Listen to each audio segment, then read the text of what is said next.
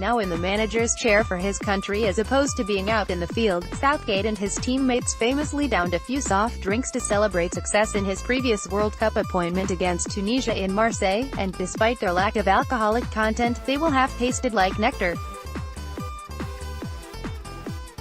Some 2 decades on, and Southgate, free from playing responsibilities these days, might just indulge in a post-match beverage of a bottle of locally crafted beer back in the team hotel late on tonight, should England prevail again. It will taste just as sweet. Southgate's previous experience of facing the Eagles of Carthage in a World Cup group opener is a special one.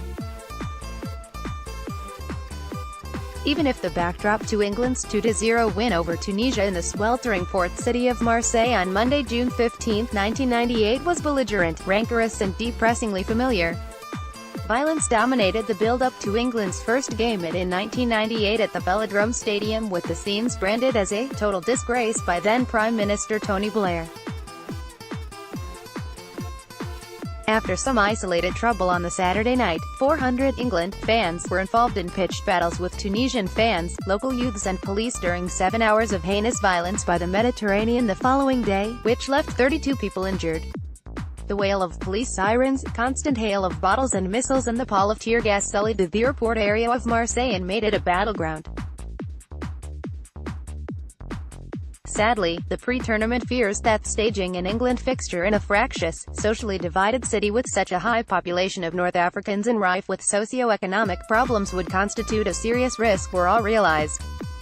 The dark, ugly scenes of hooliganism, which further dented England's reputation abroad, dominated the pre-match build-up ahead of a lunchtime kick-off in the hot sun. There had been a bristling air of tension across the city. Around 40,000 England supporters amassed at Lom's famous 60,000-capacity Stade Velodrome, but thankfully, by the final whistle, a 2-0 victory and a genuine belief that Glenn Hoddle's side could go far in the tournament switched the talk refreshingly back to the football. Lining up for England in his first World Cup start, Southgate's mood was one of exhilaration at its conclusion. It was a feeling far removed from his previous experience of tournament football, which ended in infamy when he missed the fateful penalty in the nation's cruel shootout loss to Germany in the semi-final of Euro '96. That game in Marseille was to prove Southgate's one and only start at a World Cup finals. So it was just as well he savoured it. Reflecting on that occasion, his 26th cap for his country, Southgate said, "We celebrated victory with quite a few drinks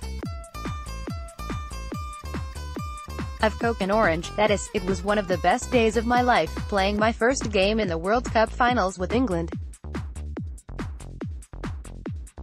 It was an incredible atmosphere down there. Just the color of it, the Beatles' music playing before the game.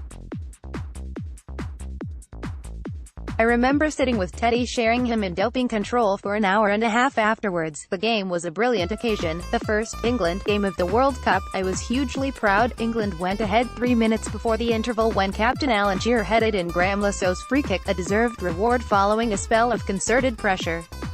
Tunisia goalkeeper Chokri El Kouar kept his side in the game to deny the outstanding Paul Scholes and Sheringham, and the chances kept stacking up before an exquisite late curler from Scholes applied the gloss. A repeat outcome and scoreline this evening would certainly not go amiss.